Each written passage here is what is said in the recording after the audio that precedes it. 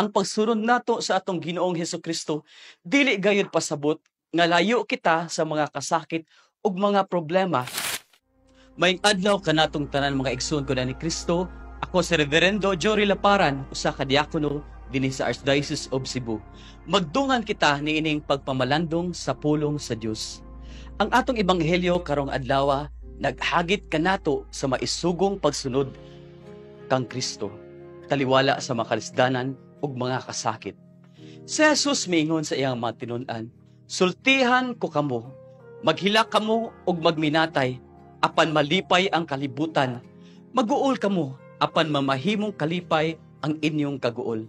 Mga igsuon ko ni Kristo, mao kini ang napamatud-an sa mga tinun-an ni Jesus. Sa dihang si Jesus gidakop, gipanamastamasan ug gilansang sa krus, ang mga tinun-an ni Jesus nangalisang, nangahadlok ug napuno sila sa kagul-anan. Apan sa dihang nabanaw ang Ginoo, napulihan ang ilahang mga kasakit ug kagul-anan sa dakong kalipay.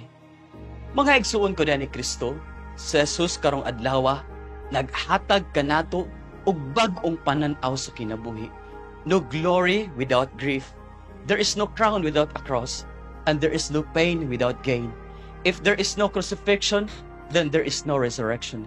Mga igsuon ko ni Kristo, ang pagsunod nato sa atong Ginoong Hesukristo dili gayud pasabot nga layo kita sa mga kasakit ug mga problema.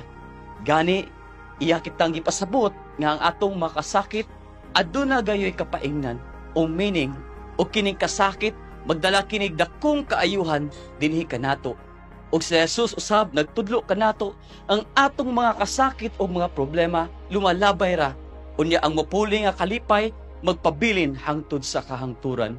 Ang mga problema o ang mga kasakit temporary ra gayud, apan ang kalipay uban sa Ginoo mao gayon mulungtad hangtod sa kahangturan.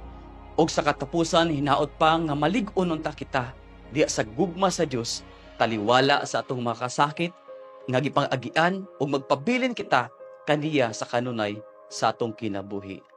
Amen.